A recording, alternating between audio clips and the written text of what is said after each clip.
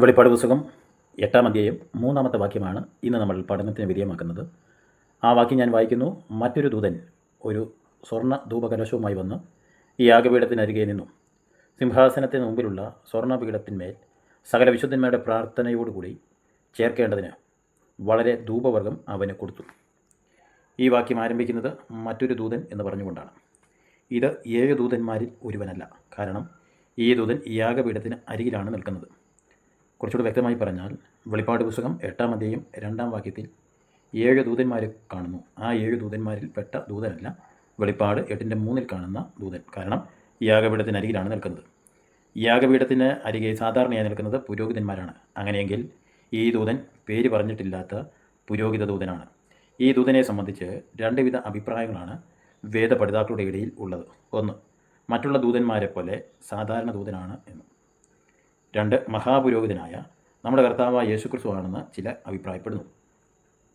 യേശുക്രിസ്തുവാണ് ഈ ദൂതൻ എന്ന് അഭിപ്രായപ്പെടാനുള്ള കാരണം: 1, ദൈവത്തിന് പ്രസാദമുള്ള പ്രാർത്ഥന ധൂപത്തോടുകൂടി അർപ്പിക്കുന്ന സൃഷ്ടിക്കപ്പെട്ട ദൂതനെക്കുറിച്ച് തിരുവെഴുത്തിൽ പറയുന്നില്ല. 2, പിതാവ് എവിടെയും ജഡത്തിൽ വെളിപ്പെട്ടിട്ടില്ല. യാക്കോബ് 1:17. 3, ദൈവത്തെ ആരും ഒരു നാളും കണ്ടിട്ടില്ല. പിതാവിൻ്റെ മടിയിലിരിക്കുന്ന ഏകജാതനായ പുത്രൻ അവനെ വെളിപ്പെടുത്തി. 1 തിമോഥെയോസ് 6:16, യോഹന്നാൻ 1:18. 4, പഴയ നിയമത്തിൽ യഹോവയുടെ ദൂതൻ എന്ന പേരിൽ പ്രത്യക്ഷപ്പെട്ടിടത്തെല്ലാം പുത്രനായ ക്രിസ്തുവാണ്. കാരണം പിന്നീട് യഹോവയുടെ ദൂതനെ ദൈവം എന്ന് സംബോധന ചെയ്തിട്ടുണ്ട്. തെളിവ്: 1, അബ്രഹാമിന് പ്രത്യക്ഷപ്പെട്ടത്. ഉൽപ്പത്തി പുസ്തകം 18-1-2 വാക്യങ്ങൾ, ഉൽപ്പത്തി പുസ്തകം 18-22-23 വാക്യങ്ങൾ. 2, ഹാഗാറിന് പ്രത്യക്ഷനായത്. ഉൽപ്പത്തി 16-7, അതോടൊപ്പം തന്നെ 10-13 വരെയുള്ള വാക്യങ്ങൾ. 3, യാബോക്ക് കടവിങ്കൽ യാക്കോബുമായി മല്ല് പിടിച്ചത്. ഉൽപ്പത്തി പുസ്തകം 32-24, 29-30 വാക്യങ്ങൾ. ഹോശേയ 12-3-4 വാക്യങ്ങൾ. 4, ദൈവത്തെ കാണുവാൻ ആഗ്രഹിച്ച മോശയ്ക്ക് പ്രത്യക്ഷനായത്. പുറപ്പാട് പുസ്തകം 33-20-23 വരെയുള്ള വാക്യങ്ങൾ.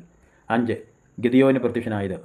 ന്യായാധിപന്മാർ 6-12-13, 16-23 വരെയുള്ള വാക്യങ്ങൾ. 6, മനോഹയ്ക്കും തൻ്റെ ഭാര്യയ്ക്കും പ്രത്യക്ഷനായത്. ന്യായാധിപന്മാർ 13-3, 6, 8 വാക്യങ്ങൾ, 9-22 വരെയുള്ള വാക്യങ്ങൾ. ആകയാൽ വെളിപ്പാട് പുസ്തകം 8-ാം അധ്യായം 3-ാമത്തെ വാക്യത്തിൽ പറയുന്ന മറ്റൊരു ദൂതൻ സൃഷ്ടിക്കപ്പെട്ട ദൂതനല്ല, കർത്താവായ യേശുക്രിസ്തു ആണ് എന്ന് ന്യായമായിട്ട് കരുതാം. അടുത്തതായി ഈ വാക്യത്തിൽ കാണുന്നത് ഒരു സ്വർണ്ണ ധൂപകലശവുമായി വന്ന് യാഗപീഠത്തിനരികെ നിന്നു. ധൂപകലശം മഹാപുരോഹിതനോടുള്ള ബന്ധത്തിലാണ് എപ്പോഴും പറഞ്ഞിട്ടുള്ളത്. ലേവ്യ പുസ്തകം 16-12, എബ്രായർ 9-4. വെളിപ്പാട് പുസ്തകത്തിൽ സ്വർഗത്തെ പറ്റിയുള്ള ദർശനത്തിൽ ആവർത്തിച്ച് യാഗപീഠം പ്രത്യക്ഷപ്പെടുന്നു. വെളിപ്പാട് 6-9, 9-13, 14-18.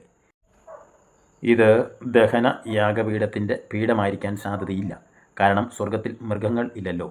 ഇത് ധൂപം കാട്ടുവാനുള്ള യാഗപീഠമാണ്. ദൈവസന്നിധിയിൽ അർപ്പിക്കാവുന്ന ഒരു യാഗമാണ് പ്രാർത്ഥന. ഏത് മനുഷ്യനും ഒരുപോലെ ദൈവസന്നിധിയിൽ അർപ്പിക്കാം. സങ്കീർത്തനം 141-2 വാക്യം. ഒടുവിലായി ഈ വാക്യത്തിൽ കാണുന്ന അവന് വളരെ ധൂപം കൊടുത്തു എന്നും അവൻ അതിനോട് സർവ്വവിശുദ്ധന്മാരുടെ പ്രാർത്ഥനകളെ ചേർത്തു എന്നും കാണുന്നു. ശത്രുക്കളിൽ നിന്ന് വിടുവിക്കണം എന്നാണ് അവിടെ പ്രാർത്ഥനയുടെ ഉദ്ദേശം. യേശുക്രിസ്തുവിൻ്റെ നാമമാണ് ധൂപവർഗം, അഥവാ ക്രിസ്തുവിൻ്റെ നാമത്തിൻ്റെയും പ്രവൃത്തിയുടെയും വിലയാണ് ധൂപവർഗം. യേശുക്രിസ്തു നമ്മെ സ്നേഹിച്ചു, നമുക്ക് വേണ്ടി തന്നെത്താൻ ദൈവത്തിന് സൗരഭ്യവാസനയായ വഴിപാടും യാഗവുമായി അർപ്പിച്ചു. എഫേസ്യ ലേഖനം 5-ാം അധ്യായം 2-ാമത്തെ വാക്യം. ഈ വാക്കുകളാൽ ദൈവം നമ്മെ സഹായിക്കട്ടെ. നാളെ നമുക്ക് വെളിപ്പാട് പുസ്തകം 8-ാം അധ്യായം 4-5 വാക്യങ്ങളിലേക്ക് പ്രവേശിക്കാം. Thank you so much.